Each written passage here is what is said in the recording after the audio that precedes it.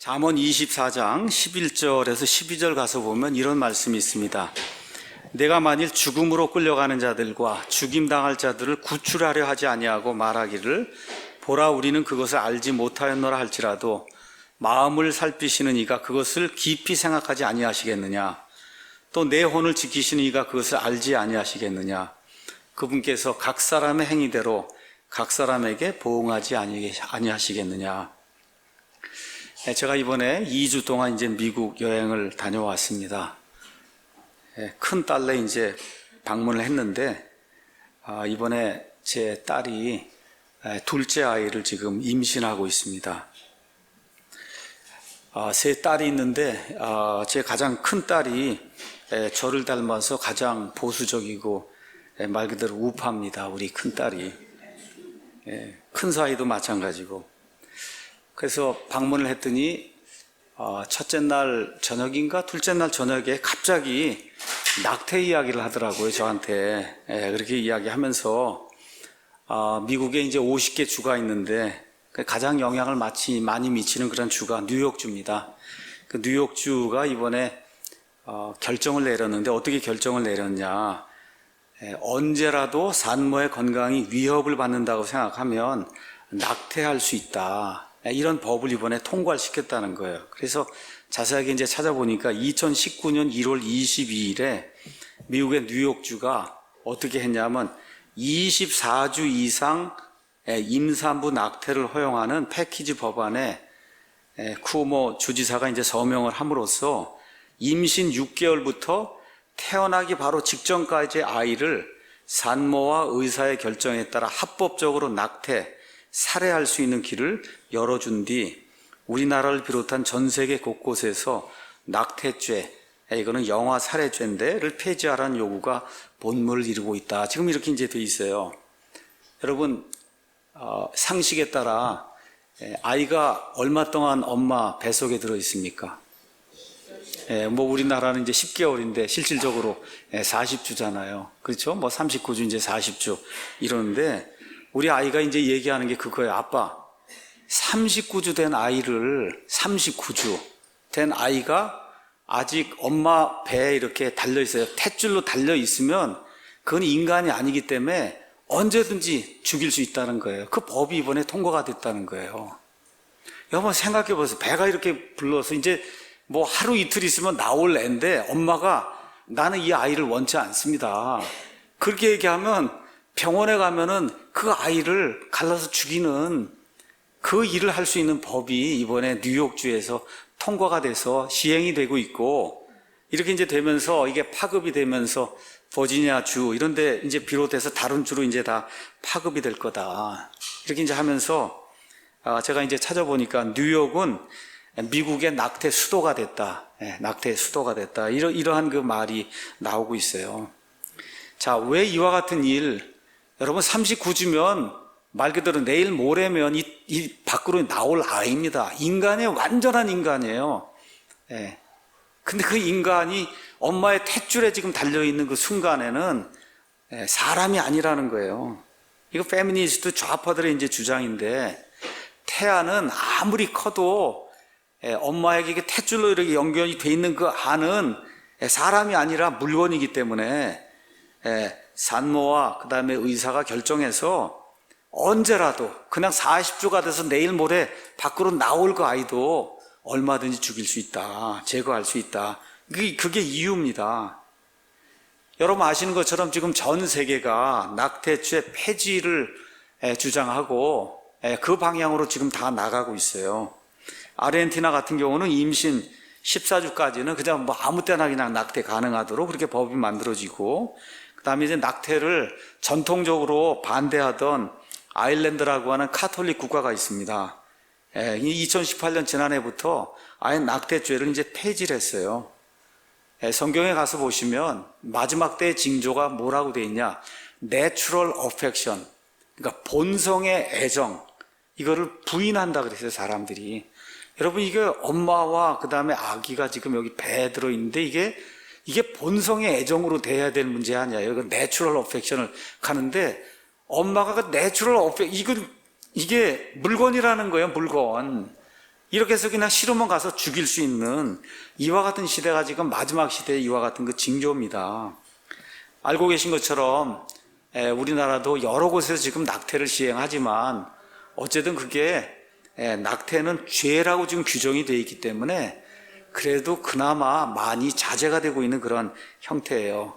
근데 계속해서 좌파들이 이걸 뒤집으려고 이렇게 하는 가운데 2012년에 4대4 이게 돼서 합헌 결정이 났고, 그러니까 또다시 이게 위헌이다 이렇게 이제 해서 위헌 결정을 지금 촉구하고 있고 이런 상황입니다. 그래서 아마 4월경에, 올해 4월경에 지금 좌파의 많은 대법원 판사들이 지금 이 사람들이 들어가면서 그래서 지금 낙태죄 이거 없애려고 하는 그런 시도가 이번에는 어쩌면 또 결정이 이루어질 수 있지 않을까 이와 같은 그 우려가 있습니다. 하나님의 주권과 존엄에 도전하는 두 가지 죄악이 있어요. 하나는 낙태고 하나는 동성애입니다. 하나는 낙태고 하나는 동성애예요. 여러분, 이건 죄입니다. 그 사람들을 이렇게 무시하거나 죄인이라고 낙인을 찍으려고 하는 게 아니라 그런 행위 자체는 하나님의 권위에 도전하는 죄라고 하는 거, 이건 우리 교회가 반드시 알려야 되는 그런 일이다. 그래서 제가 이거를 언제 한번 해야 되겠다 이런 마음을 또 갖고 있었는데 귀국해서 이메일을 열어보니까 낙태죄 이게 이제 합헌이 되는 거, 그래서 이거 반대를 하는 서명 촉구 이메일이 제 메일로 와 있더라고요. 그래서 내용은 교회에서 좀 많이 좀 서명을 해주세요. 급합니다. 아마 4월경에 판결이 나올 것 같습니다. 그래서 저는 교회라고 하면 목사나 교회가 이런 메일을 받고 그러면 당연히 빠른 시일 내에 이걸 해줘야 된다 이렇게 생각하고, 저는 사실 아무 생각 없이 이번 주일에 다 해서 그렇게 해서 이제 보내드리겠습니다. 그렇게 간단하게 이메일을 보냈어요. 그랬더니 오늘 오시는 이 송혜정 선생님께서 목사님 답변 메일과 서명해서 보내시겠다는 말씀에 눈물이 쏟아졌습니다. 그러면서 메일 답변은 처음 받았습니다 이렇게 한 거예요. 아마 모르긴 해도 많은 교회와 목사님들에게 이걸 보냈을 거예요. 그런데 이게 어떻게 이럴 수가 있는가. 그러니까 저는 이거 받았을 때 너무 당연한 거고, 우리 교회가 사실은 더 해야 되는데 하지 못하기 때문에 어느 면에서 책임을 더 느끼고 있는 터에 이걸 해달라고 하는데, 이게 무슨 어려운 일입니까 여러분. 이거 서명해서 이렇게 해주는 그런 일인데, 그래서 교회들이 이런 것을 이제 도와야 될 그런 때인데, 그래서 이런 거 저런 거 생각을 하고, 그리고 제가 낙태 이야기를 하려고 했던 이와 같은 그 때이기 때문에 혹시 오셔서 이렇게 증언을 좀 해줄 수 있겠느냐 이렇게 이제 말씀을 드리고, 그래도 또 제가 이렇게 강사를 모시면은 그분이 또 어떤 분인 줄 알아야 되기 때문에 어느 교회 다니시느냐, 또 어떤 일을 하시느냐, 이런 것도 이제 물어보고, 또 인터넷도 찾아보고 이제 했더니 이번 2월에 우리 정규재 씨가 하고 있는 그 펜앤마이크 거기 가셔서 또 한 15분 이렇게 인터뷰도 하시고, 그래서 살펴보니까 지난해 5월인가 6월부터 하루도 빠지지 않고 헌법재판소에 가셔서 11시 반부터 1시, 1시까지 이 피켓을 들고 매일같이 1인 시위를 하시는 그런 분이시더라고요. 또 좋은 교회에 다니시고 또 그리스도인이시고 생명을 사랑하시고 이런 분이시라 제가 누구에게도 이야기하지 않고 그냥 곧바로 오셔서 오늘 좀 왜 이 일을 하게 됐는지, 낙태가 무언지 이런 것들, 제가 지난번에 한번 해서 올린 것도 있지만 그래도 우리 아이들 교육도 그렇고 또 우리 매체가 어쨌든 유튜브 구독자가 한 6만 명이 되고 하는데 조금이라도 더 알리고 이렇게 좀 해야 되겠다 이런 생각이 들어서 오늘 모시게 됐습니다. 성함은 송혜정 선생님이시고 낙태죄 폐지 반대 국민연합 공동대표, 그래서 보니까 고려대학교 다니시고 심리학 석사까지 하시고 나사렛대학교 또 겸임 교수 등 대학 출강도 하시고 상담도 하시고 부모 교육 하시고 그러면서 저한테 꼭 국가중보 기도자라고 좀 소개를 해달라고 아마 매일같이 자세히 모르겠는데 아마 에스더 기도 모임인가 하는 게 있는가 봐요. 그래서 가셔서 늘 이렇게 기도하시는 그런 좋은 애국 시민인 것 같아서 그래서 오늘 모시고 왜 이런 일을 하게 되었고 그 다음에 얼마나 이 일이 시급하고 중요한 그런 일인가 우리 전문가를 좀 모시고 이렇게 말씀 듣는 그런 시간을 좀 갖도록 하겠습니다. 나오시죠.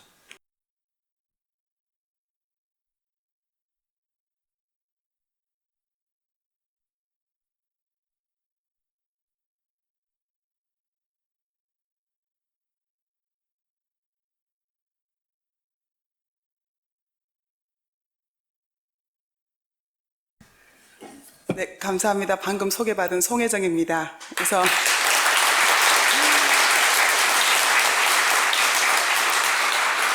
나중에 말씀드리겠지만 거의 한 2, 3주를 두고 엄청난 하나님의 역사가 지금 이루어지고 있습니다.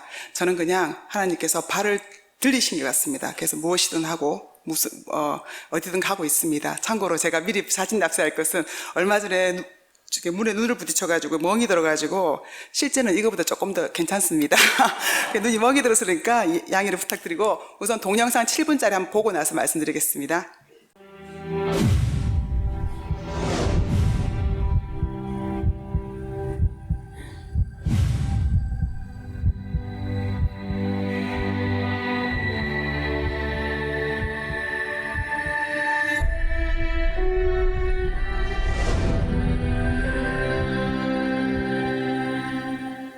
배아가 선천적으로 이상이 있거나 혹은 자궁에 이상이 있어서 제거하는 것을 일반적으로는 말한다.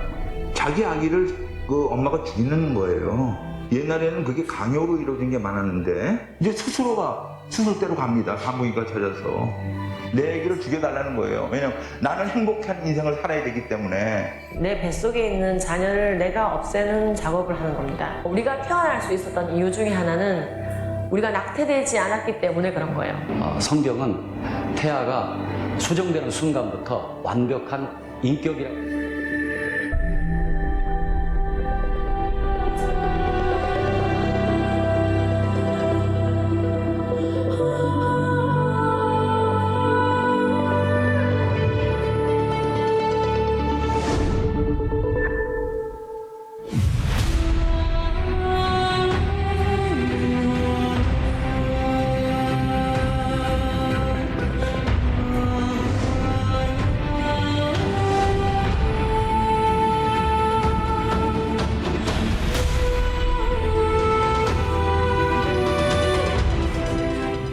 어미의 뱃속에서부터 하나님이 내장을 지으시는 그 순간부터 사람으로 성별하셨고 특별한 사명을 하나님이 그 뱃속에 짓기 전부터 이미 하나님의 섭리 속에서 만들어지는 하나님의 사람들이기 때문에 낙태는 그와 같은 하나님의 뜻을 도전하는 것뿐 아니라 하나님이 창조하신 그 생명을 사람이 끊어내는 심각한 죄다. 예수님은 가장 작은 자에게 한 것이 곧 내게 한 것이라고 말씀하시거든요. 이 시대 가장 작은 자가 태아입니다. 태아를 낙태케 하는 것은 살인하지 말라는 6계명을 어기는 것이고 창조의 하나님을 대적하는 것입니다.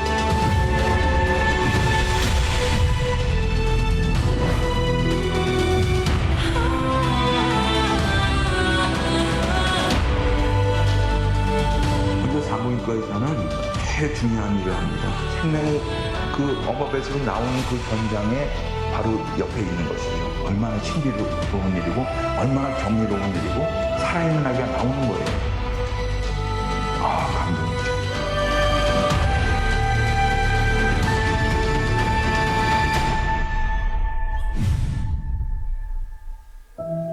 하나님이 예정하셨던 그 생명을 내가 몰라서 죽었어. 하나님의 이 간절한 부탁, 살인하지 마라.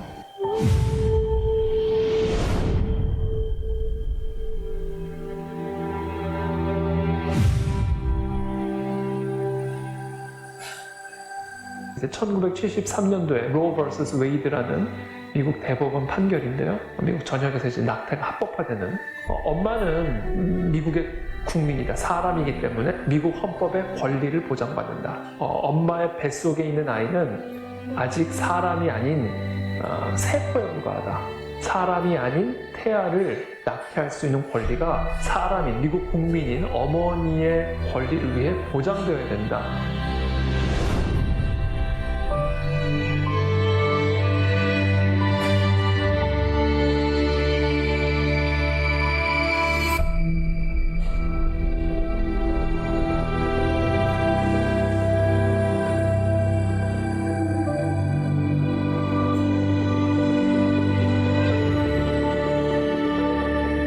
낙태는 당장은 짐을 더는 것처럼 보일지 모르지만 태아에게뿐 아니라 나 자신에게도 씻을 수 없는 큰 상처가 될 거라는 거. 낙태를 한 다음에 여러 가지 후유증이라든지 그 심리적인 그 죄책감 이런 게 남는 거가 불안하거나 우울한 분위기가 생기는 거가 피해갈 수 없다는 겁니다. 여성이 있기 때문에, 모성을 가지고 있기 때문에. 그러니까 사람들이 놀라는 거예요. 마음이 기쁘지 않는 겁니다. 이게 온동 세상이 행복할 줄 아는데 그렇지 않는다는 거죠. 어떻게 이걸 설명합니까? 속았다는 거예요. 이거를 모른다는 거가 저는 너무너무 안타깝습니다.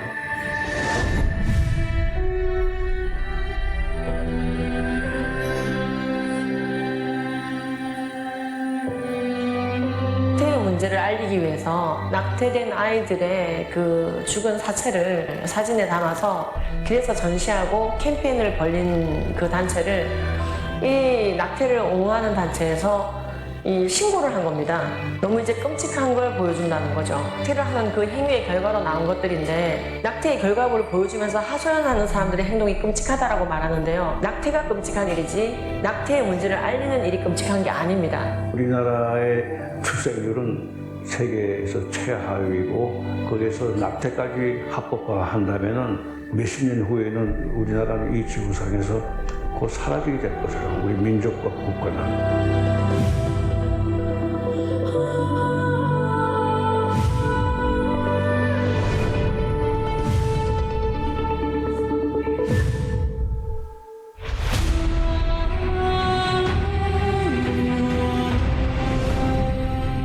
이 시대 부모님들, 그리고 많은 지도자들, 특별히 우리 교사들이 우리 자라나는 청소년 세대들에게 올바르고 건강한 성교육과 성가치관을 심어줘야 되고요. 책임교육부터 시작해야 됩니다. 콘돔을 나눠주고 피임약을 나눠주면서 성교육하는 것이 잘못됐다는 거예요. 피임은 100%가 없어. 임신이 되고 나면 그 다음에는 아기가 나와야 돼. 아기 나오면 이 아기 누가 키울래? 엄마가 키울래? 아빠가 키울래? 감정에 그냥 휩싸여가지고 그날 밤에 행위를 해야 돼? 말아야 돼? 하지 말아야 돼. 책임이 따르지 않는 성행위는 해서는 안 되는 것이라는 걸 가르쳐야 되는 거죠. 그리고 거기까지 가게 됐다면 도망가지 말고 책임을 져야 지라는 얘기죠.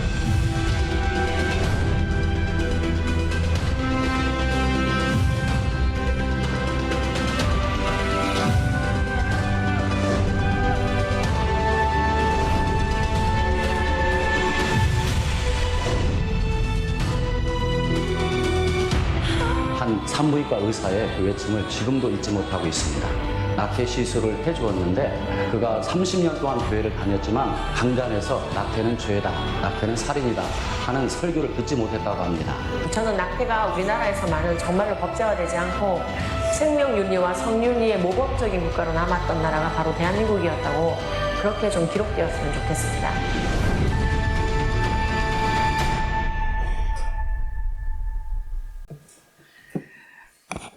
저는 뭐 낙태 산부인과 전문가가 아닙니다.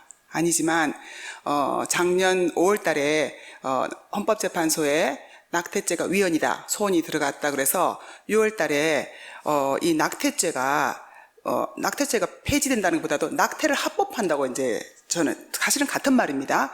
낙태를 어떻게 법으로 합법화를 할 수 있느냐, 그건 아니지 해서 순수한 마음으로 일단 그건 아닙니다. 그래서 이제 1인 시위를 나갔던 겁니다. 그래서 6월달에 판결이 날 줄 알고 나갔었는데 판결이 안 나고 있다 보니까 제가 지금까지 매일 이렇게 서 있게 됐습니다.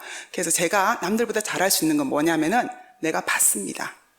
그래서 저는 여기서 뭐 제가 제대로 어줍지 않게 알지도 못하는 뭐 낙태가 뭐고 태아가 뭐고 그런 거 말하고 싶지 않고 제가 본 것을 말하고 싶습니다. 그리고 지금은 왜 이 일에 모든 것을 다 던져서 하고 있느냐? 낙태는 단순히 무슨 태아의 생명만 살린다 그것이 아니고 엄청난 거짓말에 우리가 지금 쏟고 있다는 겁니다. 그리고 우리 자녀들이 살인하고 거짓말에 쏟고 그래서 또다시 낙태의 죄악으로 빠져들고 몸과 마음을 망칠 뿐만 아니라 그 영혼까지도 죄악으로 끌려가는 무지무지한 것이라는 걸 제가 알았기 때문에 하나님께서 이렇게 정말 아무것도 아닌 저를 그때부터 세우셔서 이 일에 뛰어들게 하신 것 같습니다. 그리고 놀라운 지금 하나님의 역사하심을 정동수 목사님과 매일 보내는 그 시점을 해가지고 그 이후에 거의 10년 동안 해도 못할 일이 이루어졌습니다. 그것도 말씀드리려고 합니다.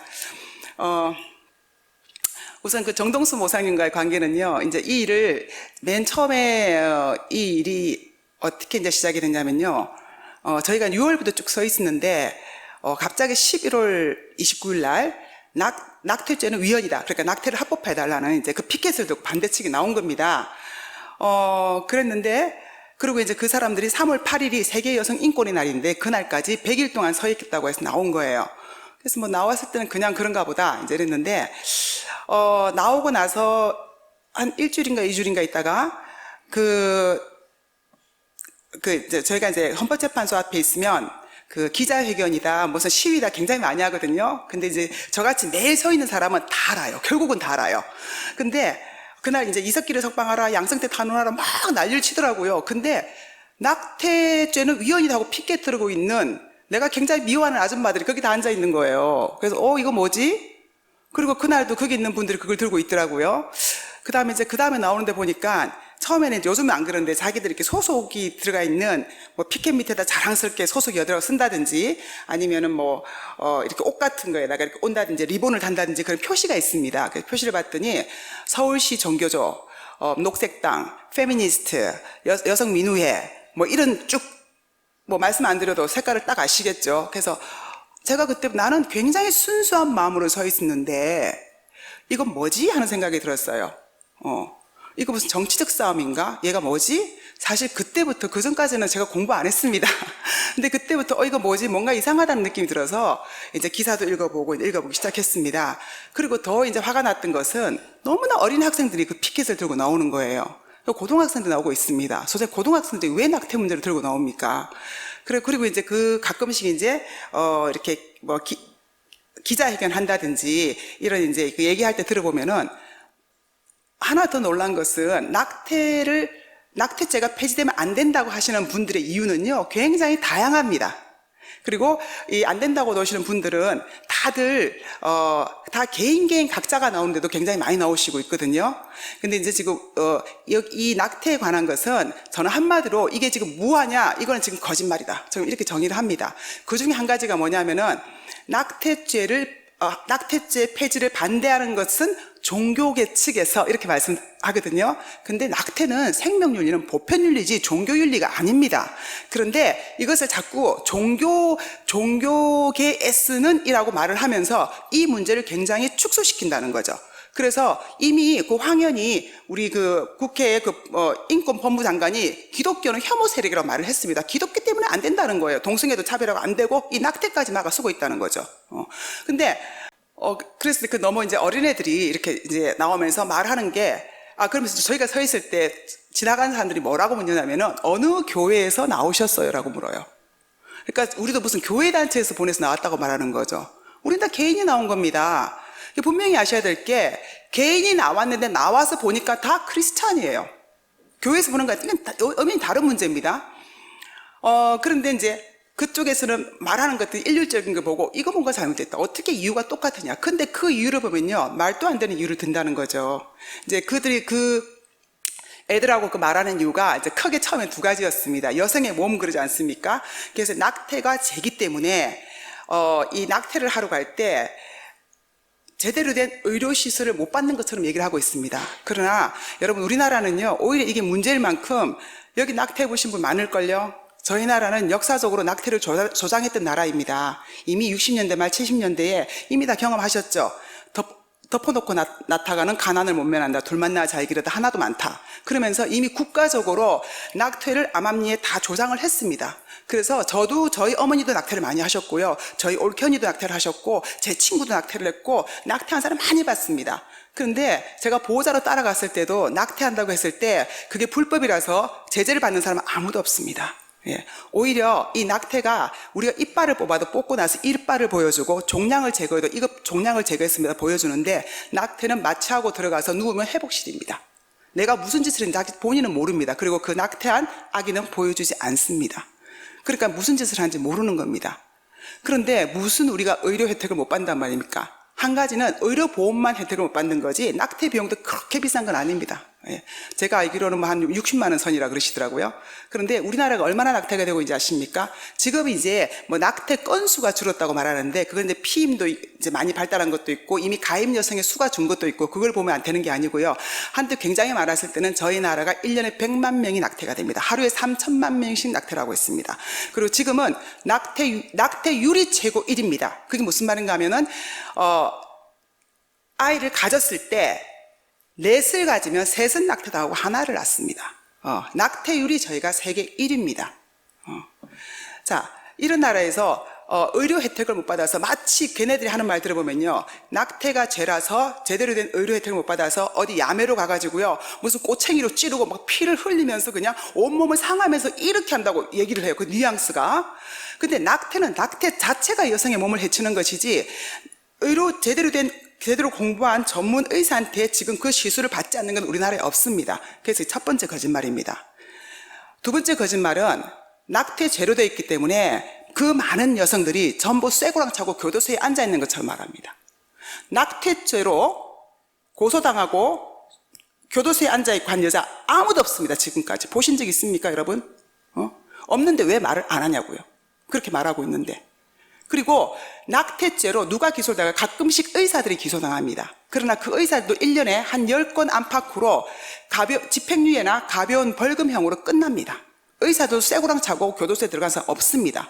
근데 마침 낙태죄가 있어서 엄청난 뭐가 일어나듯이 말을 하고 있습니다.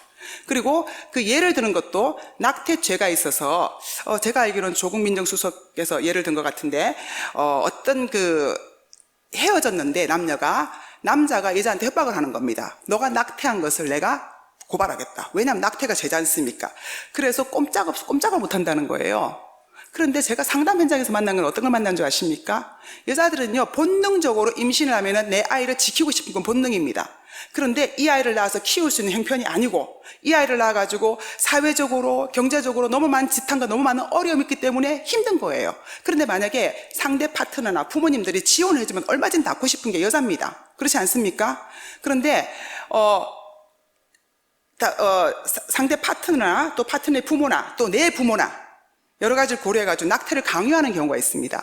그럴 때 낙태죄가 있기 때문에 내 출산권을 보호받을 수도 있다는 거죠. 그런데 낙태죄가 없다면 내 출산권까지도 보호받을 데가 없습니다. 그래서 여성들이 진짜로 말해야 되는 건 뭐냐면은, 제가 그 앞에서 이제 그 젊은 여자들이, 20대 여자들이 오면은 들으라고 대놓고 말을 못합니다. 너무 싸나워가지고요. 예. 그래서 들으라고 막 이런저런 얘기를 합니다. 이 어리석은 여자들아, 진짜 여성의 권리인 임신권, 출산권, 양육권을 주장해야지, 왜 성관계를 가지고 남자 보고 콘돔 끼라고 해라 그럴 것 같으면 왜 내 몸을 헤쳐가면서 낙태까지 네가 해야 되느냐, 그건 노예다, 그러면서 막 말을 하고 있거든요. 근데 진짜 너무너무 진짜 이거 안타까운 현실이에요. 지금 이제 상황이 이제 이런 상황인데, 그러니까 이제는 그 공격을 받아가 새로운 또 거짓말을 하고 있습니다. 뭐라고 하고 있냐면은, 낙태죄가 불법이기 때문에 의사들이 의술을 이제 공부를 하지 않습니까? 근데 이제 낙태하는 기술을 제대로 배우지 못한다는 거예요. 그래서 굉장히 미숙한 기술로 나와 있기 때문에 여성의 몸의 건강을 해친답니다. 이게 말이 됩니까? 의사가 백정입니까? 왜 사람 죽이는 기술을 배워야 됩니까? 여러분, 유산하고 낙태하고는 다른 겁니다. 유산은 이미 아이가 내 뱃속에서 문제가 생겨가지고 이미 죽었어요. 그래서 그 아이를 끄집어내는 거지만, 낙태라고 하는 것은 살아있는 아이가 죽지 않으려고 굉장히 애를 쓰고 있습니다. 그리고 이 태아가 이들의 논리는요, 절대로 태아가 사람이다가 아닙니다. 지금요, 제가 너무 답답한 게, 세상이 어떻게 되는지 목사님도 말씀하셨지만, 태아가 사람인 것을 가르쳐야 되고요, 결혼은 남자가 여자가 하는 거라고 가르쳐야 되고요. 제가 그래서 그럽니다. 조금 있으면 밥은 입으로 먹고 똥은 똥구멍으로 산다고 가르쳐야 되겠다. 네, 그랬어요. 예. 이제는 제가 상당히 고상하고 점잖은 사람인데, 이 고상하고 점잖하게 말해가지고 알아듣지 못하는 세대가 됐더라고요. 그래서 이제 좀 대놓고 말해야 되겠다. 네. 근데 이렇게 이제 거짓말의 산이 이렇게 큰데도, 대항을 하지를 않고 있습니다. 대항을 하지 않고 있고, 그리고 지금 이렇게 언론하고 같이 연결이 돼가지고, 언론이나 그런 데서는 이 거짓말을 계속 키우면서 계속 우리 아이들, 그러니까 10대, 20대, 제가 바깥에서 이게, 헌재 앞에서 피켓을 들고 있고, 처음에 전단지도 나누고 막 그랬거든요. 그러면은요, 젊은 여성들은 아주 불쾌하고 아주 분노에 찬 얼굴을 쳐다보면서 받지도 않습니다. 예. 아주 저희를 경멸하는 듯이 바라보고 있어요. 그러니까 20대 제가 생각할 때는 20, 30대 젊은 여성들의 90% 이상은 낙태죄는 굉장히 자기들을 괴롭히는 겁니다. 반드시 폐지돼야 된다고 생각한다고 저는 생각을 하고 있습니다. 그게 실제입니다. 예. 그리고 또 이해가 되는 부분도 없지 않아 있습니다. 왜냐하면은 낙태가 관련된 것은 사실 가임 여성에 한했습니다. 남자들 문제도 아니고 또 나이 드신 여자들 문제도 아닙니다. 그러니까 그렇게 말을 하면 왜 우리한테 죄를 덮어 씌우느냐, 그거는 이해할 수가 있습니다. 그러나 지금 항상 많은 말 하는 게 사회 경제적인 이유로 여자를 키울 수가 없는데 나와서 어떡할 거냐, 내가 다 책임져야 되는데, 맞습니다. 그게 문제인 겁니다. 왜 임신은 혼자 한 게 아니지 않습니까? 그래서 무조건 그거가 죄라고 우리가 말을 하는 것이 아니고, 지금 임신을 했을 때 그 아이에 대한 모든 것이 여성 혼자 책임진다는 거죠. 그게 남자에게도 책임을 묻는 법을 만들어야 되고, 그리고 출산된 아이들은 국가가 어떻게 하든지 어떤 방법으로든 그 아이를 키울 수 있는 법을 만들어야지, 이렇게 건강한 방향으로 가야지 아이를 죽인다고 해서 해결되는 게 하나도 없다는 거죠. 예. 근데 왜 자꾸 무조건 죽이자로 갑니다. 그리고 이제 조금 이제 제가 이렇게 이제 이 일을 하게 된 조금 급하게 된 이유는요, 이제 본격적인 거는 2월 초죠. 2월 초에 이제 드디어 2월 14일 날, 한국 보건사회연구원, 거기서 낙태 실태 조사를 했지 않았습니까? 예, 실태 조사를 했는데, 사실 그거 국가 공인 통계가 아닌 걸로 제가 알고 있거든요. 그리고 실태 조사를 했으면, 여론도 굉장히 중요한 게요, 뭘 물어봤는지, 어떻게 물어봤는지, 그거 봐야 되는 겁니다. 무턱대고 그냥 통계 떡 내고 마는 거예요. 그러면서 응답률의 75.4%가 우리 이 낙태죄는 폐지돼야 되고 개정돼야 된다. 그러니까 마치 보면은, 모든 국민들이 지금 이거는 다 문제가 있고 개정돼야 된다고 원하는 것 같다, 이런 느낌 오시죠? 그랬더니 18일 날 정의당이 또 이제 옆에서 착 밀어주더라고요.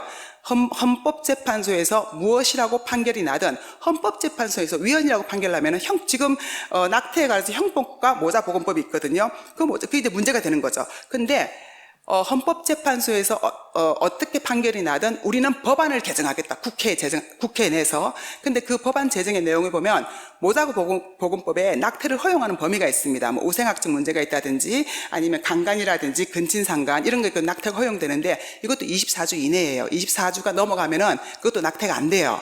그런데 이것도 없애라. 그 다음에 사회 경제적인 이유로 낙태를 허용해라. 이거 참 모호하지 않습니까? 사회 경제적인 이유의 기준이 어디 있습니까? 그리고 12주 이내 낙태를 허용해라. 그러나 우리나라에서요, 12주 이내의 낙태는 95%가 12주 이내에 이루어지고 있습니다. 그러니까 이 말은 뭐냐면은 실제적으로 법은 있는 것 같으나 실제적으로는 낙태의 문을 다 열어놓는 거나 마찬가지라는 거죠.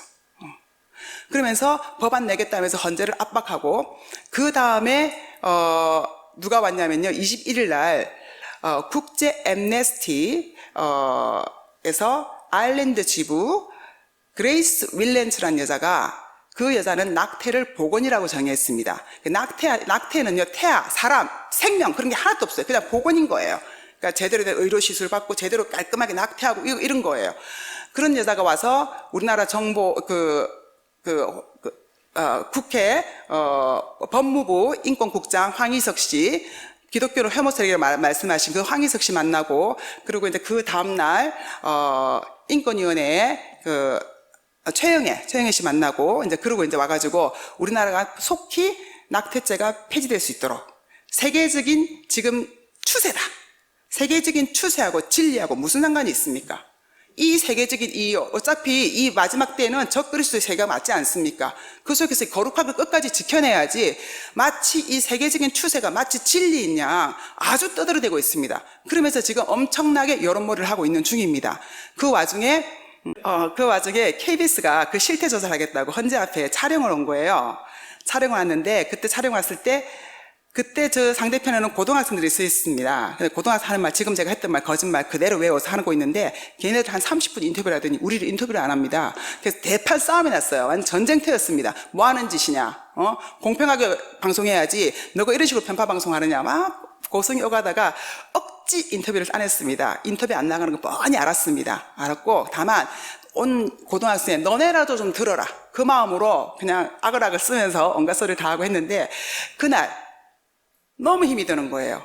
정말 제가 어떤 기분이냐면은 종이가 꽉 끼어진 기분이었습니다. 그러니까 진짜 하나님한테밖에 부르짖을 수가 없더라고요. 아무것도 할 수 없고 너무 난감하고 그리고 왜 앞에서 피켓은 들고 서 있지만 아무 힘도 없고 아무 능력도 없고 아무 영향력도 없는 사람인데 한국 교회 뭐 하냐? 탄원서 한번 내지 못하느냐? 도대체 그렇게 많이 교인들 많다면서 성경 말씀에도 사망에 가는 자가 구원하고 살육당하는 자가 구원하지 않으면 안 된다고 말씀하셨고 가장 약자한테 한 것이 나에게 한 것이라고 말하면서 맨날 하나님 말씀 따라간다면서 어느 교회 하나 탄원서 하나 넣지 않는 겁니다. 너무너무 그날 제가 화가 났습니다. 그래서 제가 나라도 탄원서를 넣어야 되겠다. 이거라도 하지 않으면 내가 미치고 내가 오늘 죽을 것 같은 생각이 들었어요. 그래서 제가 다른 단체에서 이전에 사용했던 서명지를 그냥 복사를 해가지고 와서 내가 한 10명이라도 받았으라도 내가 이거 단원서랑 같이 모두가 다 이걸 원하는 건 아니라고 보여주고 싶었어요. 그래서 그날, 그 다음날 당장 그 서명지를 뽑아가지고 뽑긴 뽑았는데 갈 데가 없는 거예요. 어떡하지 했는데 지금부터 하나님의 역사입니다. 카톡하고 왔는데 한기총 그 전당대회를 한다고 장충체육관에서 단체 카톡에서 그게 딱 뜨더라고요. 그래서 기독교인들 많이 모이고 사람 많이 모이는 곳이다. 무조건 갔습니다. 피켓 들고. 가면 뭐합니까? 내가 뭘 하는지 모르고 간 거예요. 갔더니 거기서 총괄하시는 책임 목사님이 제 피켓을 보시더니 이거 내가 만든 피켓인데 그러시는 거예요. 이제 피켓을 부탁할 때 중간에 일해주신 목사님이 계셨거든요. 사실은 잘 모르는데 마구 아는 척하면서 목사님 나 이거 서명받아야 됩니다 그랬더니 테이블을 당장 마련해 주셔가지고 부스를 마련해 주셨어요. 그래서 그게 서명하는데 거기서도요 너무나 전부 다 무관심하단 거예요. 근데 어쨌든지 간에 거기 하고 제가 이제 기도하는 SD 기도 운동에 가서 이제 서명을 받았는데 너무 감사하게도 하나님께서 1,500명의 서명을 받게 해주셨어요. 그래서 그랬고 이제 한 가지는 갑자기 저희가 이제 가족 단위로 이 낙태 반대 시위를 많이 하러 와요. 엄마들이 아기를 데리고. 근데 두 가정이 나오니까 재밌는 거예요. 그러니까 이제 두 가정이 그냥 우리 같이 나오자. 애들하고 나오니까 재밌다. 이렇게 해서 그냥 카톡에 올렸는데 그게 갑자기 일파만파로 번지면서 나도 나갈게 해가지고 너무 많은 사람이 모이게 된 거예요. 그래가지고 이거 뭐지? 그랬더니 이제 어떤 목사님 한 분이 이렇게 사람이 많이 모이는데 모였다가 흩어지면 아무 효과가 없다. 그래서 기자회견을 하자. 그래서 급조가 됐습니다. 그래서 기자회견을 하려고 하면은 또 저희가 단체가 있어야 되지 않습니까? 그래서 낙태죄 폐지 반대 국민연합의 단체를 급히 만들고 기자회견을 하는데 솔직히 그날도 누가 오는지 알 수가 없는 거예요. 알 수가 없는데 그날 갔더니 100여 명이 넘게 애들하고 와서 동료를 틀어놓고 베네 쪼개를 걸어놓고 이제 막 발언을 하고 태아는 생명이다, 낙태는 살인이다고 막 부르짖고 난리가 났던 겁니다. 그리고 이제 저희가 이틀 동안 받았던 서명지하고 성명서를 내고 그랬는데 거기서 끝나는 게 아니라 그 서명을 했던 분들이 여기저기서 불이 일기 시작합니다. 이 서명지를 교회에서 하고 싶다. 근데 공문이 필요하다. 그래서 또 불이 났게 뭔가 또 해야 되나 보다. 그래서 불이 났게 공문을 만들고 요청서를 신청하고 막 했습니다. 또 이렇게 했으니까 저도 뭔가를 해야 되지 않습니까? 그래서 이제 교회에다가 메일 같은 걸 보내고 좀 규모가 있다고 생각하는 교회에다 보내고 이제 이렇게 했어요. 물론 이제 아직까지는 그 답을 이제 오늘부터는 아닙니다. 그 전에는 답을 못 받았었는데 한 번은 제가 어느 대형교회를 갔습니다. 가가지고 이제 그 부목사님이시죠. 이제 부목사님을 만나서 이렇게 말씀드렸는데 그냥 나놓고 가시라고 그러시더라고요. 그래서 부탁드립니다 하고 왔는데 너무 기운이 없어가지고 그 예배가 있더라고요. 저녁 예배가. 그래서 찬양이나 좀 드리고 와야 되겠다. 그러고 이제 그 예배에 앉았는데 그날이 그 새신자 그 예배 반이라 가지고 워낙 교회가 크니까 그 새신자 반도 굉장히 크더라고요. 근데 거기 있는데 세례식을 하는 거예요. 세례식을 하는데 하나님께서 저에게 너무나 큰 애통한 마음을 주시는 거예요. 저들은 태어나서 복음도 듣고 세례도 받는데 복음도 듣지 못하고 세례도 받지 못하는 뱃속에서 이미 죽어 놓은 애들이 있습니다. 근데 아무도 내몰라라 합니다.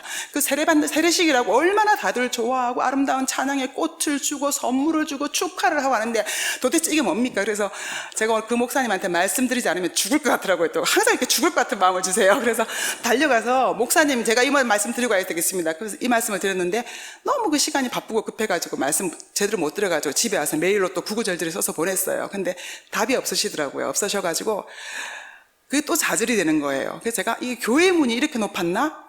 이런 생각에 다 교회면은 다 응할 줄 알았는데 세상에 제일 높은 게 교회 문 같더라고요. 그래서 또 그냥 팍 꾸겨져가지고 그냥 구석에 콕 처박혀 있는데 정말 기도하는데 저 정동수 목사님 몰라요. 그냥 유튜브에서 말씀 들으면 너무 공감이 잘 돼가지고 스트레스 받을 때 들으면 참 좋더라고요. 그래서 몇 번 이렇게 말씀 들었는데 갑자기 정동수 목사님 생각이 나는 거예요. 그래서 저는 이제 생각나는 대로 그냥 내가 할 줄 아는 게 없으니까 메일을 보냈어요. 했는데 그 다음날 딱 목사님이 서명해서 보냈던 메일이 오신 거예요. 정말 눈물이 쏟아지더라고요. 쏟아지면서 힘을 주셨어요. 할 수 없는 게 아니구나. 할 수 있는 게 있구나. 그래가지고 정말 이렇게 쓰러져 있었는데 이렇게 세우시는 역할을 하셨어요. 그리고 거기다가 저를 이렇게 초대까지 해주셔가지고 사실 좀 민망해요. 제가 막 하던 것도 아닌데 하려고 하니까. 근데 뭐 펜앤마이크도 마찬가지로 갑자기 이루어진 생방송에 근데 제가 이게 자신을 부인하라는 건가 보다. 할 줄 안다 못한다. 그거 아무 이유 없고 뭐든지 해야 되는 때가 왔구나. 자, 그런 마음으로 왔습니다. 네. 그래서 이제 그 이후에 여기 오기로 하고 일주일 있지 않습니까? 일주일 동안 얼마나 엄청난 변화가 있냐면요. 저는 모르는 사람들이에요. 일파만파로 이게 전지면서 저는 성냥불이 폈는데 지금 산불이 났습니다. 각 지방에서 목포에서 춘천에서 대구에서 광주에서 저 포항에서 근데 오시는 그 어떤 연합 집회가 있고 뭐가 있는데 이 서명을 받겠다 어떻게 하겠다 근데 그게 단순한 그게 말이 아니라 너무나 뜨겁고 너무나 절절한 마음으로 어쩔 줄을 몰라 하면서 이 일은 꼭 해야 된다 그러면서 진짜 눈물로 고소하는 글들을 보내면서 오늘 아침에는 춘천에서 그 서명 받는 거 쫙 어떤 연합 집회가 있는데 받은 거 사진 보내주고 난리가 났습니다. 그리고 어제는 오늘 연세종합교회 아시죠? 제가 알기로는 우리나라에서 교인 수가 제일 많은 걸로 알고 있거든요. 연세종합교회에서 어제 저녁에 윤석전 목사님께서 전체 교인 서명 받는 걸로 결의를 하셨어요. 예. 너무 감사하더라고요. 근데 그 전에 이 중간에서 일하시는 분이, 이제 약간 그 공신력에 대해서 목사님한테 설명을 해야 되는데, 그냥 이렇게 내가 말하는 식으로 하면 설명이 안 된다. 어떤 단체에서 어떤 경로 일을 하는지를, 진짜 저 아무것도 모르는데, 근데 참 하나님께서 어떻게 하시면 저를 재촉하시는 거예요. 그래서 각 관련된 단체들, 이래저래 이렇게 하여튼 오래 하다 보니까 이래저래 알기는 해요. 근데 연락을 하고, 동의를 구하고 동의라기보다도 그분들도 합의를 하셨어요. 왜냐하면 이 문제를 가지고 서명을 받는 건 지금 우리고 또 그분들 물론 성명서 내고 언론 플레이를 굉장히 하고 있습니다. 굉장히 막아내고 있거든요. 많은 일을 하세요. 그래서 서명 어디 나가서 이제 낙태와 관련된 낙반연이라든지 동반연이라든지 여러 단체들이 있거든요. 여러 단체들에 함께 한다고 말을 해도 된다는 허락을 받았습니다. 그래서 저는 이제 공신력을 가지고 이 낙태죄 폐지 반대 서명 운동을 하고 있는 겁니다. 네, 하고 있는 거고, 오늘 연세중앙교회 같은 경우는 윤석전 목사님께서 그냥 성도들 그 자리에 앉혀놓고 종이 돌리시면서 서명해라고 하시고, 그리고 서명 용지를 이거 한 장씩 다 가져가서 다 하나씩 다 받아서 가지고 오는 걸로 이렇게 하셨더라고요. 할렐루야.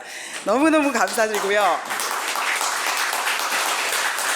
근데 이 열어주심이 얼마나 저희한테 큰 힘이 되냐면요. 또 다른 대형교회들 얘기했는데 대형교회에서 전체 교인 서명이 아니고 어떤 한 부서에서 이제 부탁을 했으니까 한 부서에 조금 받아주는 식으로 이렇게 자꾸 말씀하시거든요.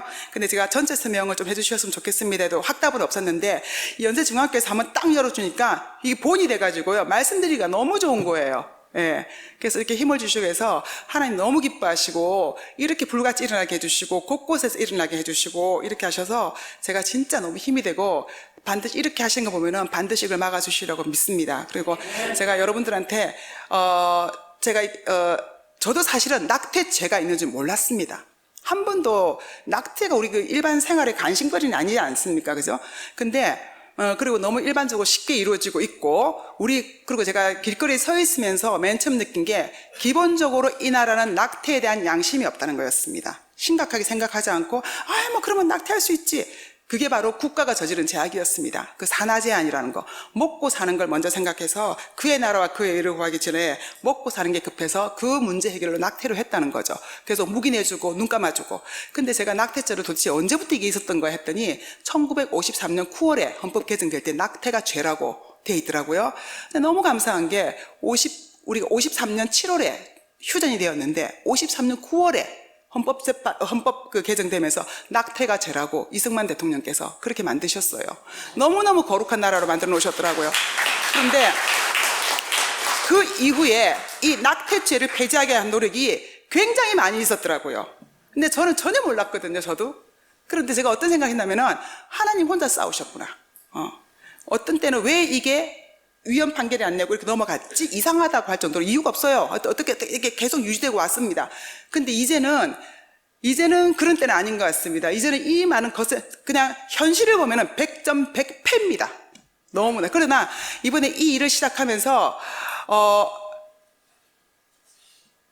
우리 대장이 예수시고 그리고 이제 이 일을 통하여서 낙태가 죄라는 거 우리가 너무 안 가르쳤어요. 너무나 당연하게 생각해서 하나님께서 부지런히 가르치라고 했는데 우리는 이제 부지런히 가르칠 때가 왔습니다. 동성애는 죄악이고 낙태는 죄악이고 너네는 반드시 생육하고 번성해야 되고 이런 기본적인 거 다 한다고 생각하시면 안 돼요. 우리가 가르치지 않고 있는 사이에 그 부분을 잘 못 배우는 것이 아니라 그 부분을 악한 영이 들어와가지고 온갖 거짓말로 완전히 세뇌를 시켜가지고 죄악적으로 집어 던지고 있다는 겁니다. 그걸 우리가 그 영적인 눈을 보셔야 된다는 겁니다. 심리학 실험에도 이런 게 있습니다. 거짓말에 대한 실험인데 막대기 2개를 놔놓고 하나가 분명히 긴데 어느 게 더 길까요? 그러면은 긴 거를 정답을 말하는데 나머지 사람들이 오답을 말합니다. 이게 길다고. 처음에는 이상한데 그래요. 근데 그 다음에 또 물어봤을 때도 또 역시 마찬가지로 나는 분명히 긴 걸 정답을 말했는데 다른 사람이 오답을 말하면서 이게 정답이라 그러는데 그 실험자가 오답 말한 사람은 네가 맞다고 자꾸 말해주는 거예요. 그랬더니 나중에 실험 몇 번을 하고 나면요. 어느 게 더 깁니까? 그러면은요. 오답을 이게 더 깁니다. 그 사람도 결국 그렇게 말합니다. 그러니까 거짓말도요. 이 거짓말하는 이 집단들은요. 갑자기 말한 게 아니고 오랜 시간을 두고 우리 아이들은 오랜 시간부터 지금 뭐 교과서도 열어보면 엉망이거든요. 오랜 시간을 두고 우리 아이들의 교육을 철저하게 시킨 결과가 오늘의 이 결과라는 거예요. 그래서 그 아이들이요. 아무리 말을 해도 생각이 고쳐지질 않습니다. 그리고 여러분들의 신앙보다도 그 아이들이 그 거짓말에 대한 신뢰가 훨씬 크다는 거 아셔야 됩니다. 예. 그런데 지금 여기서 낙태가 합법화되지 않습니까? 저는 낙태 합법화가 뭐라고 정의를 하십니까? 물으면 저는 이렇게 말합니다. 낙태 합법화는 많은 사람들에게, 특히 우리 자녀들에게 거짓말을 진실로 믿게 만든다. 그거 무너뜨리지 못합니다. 그래서 법안은 한번 제정이 되고 나면은 닫는 게 너무나 어렵습니다. 지금 뭐 미국에서도 트럼프 대통령이 열심히 노력하고 있지만 대통령이 노력한다고 되는 게 아닙니다. 법안 하나 개정되는 게. 그래서 소잃고 양간 고치지 말고 지금이 마지막 기회라고 생각을 합니다.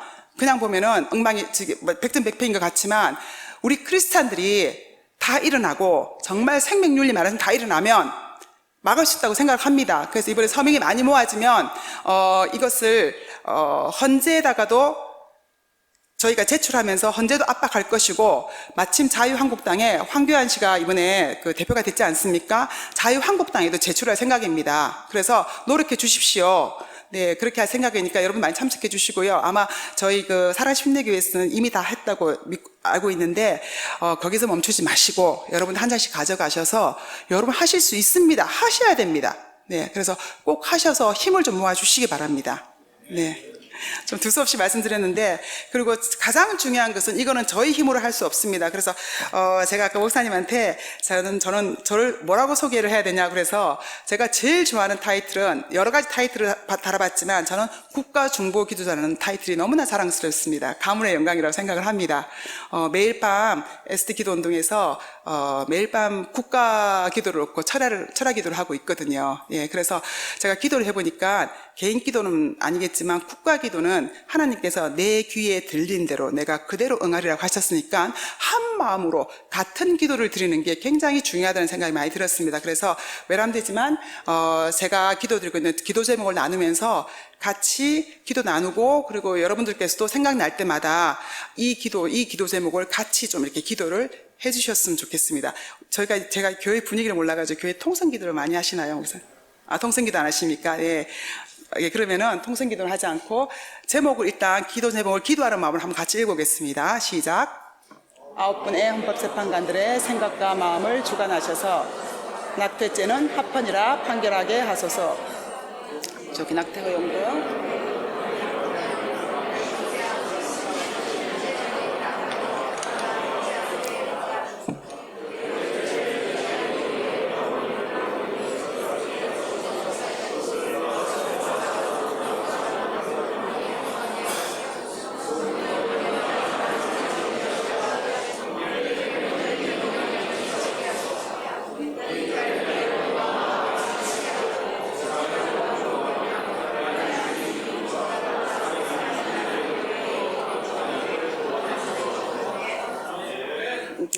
이미 처음에 이 낙태에 대해서 기도를 했을 때 나온 기도 제목인데 이미 낙태죄 폐지를 위해 여러모로 하는 노력들은 어리석게 하시고 그것을 막아쓰고 파수하는 노력들은 형통하게 하세요. 이미 이건 응답하고 계십니다. 형통하고 계시고요. 또 서명운동에 많은 사람 지금 참여하고 있어서 응답하고 계시고 이게 판결에 이제 영향을 미치기를 이제 바랍니다. 그래서 기도가 계속 응답되고 있으니까 여러분도 함께 기도를 해주셨으면 좋겠습니다. 네.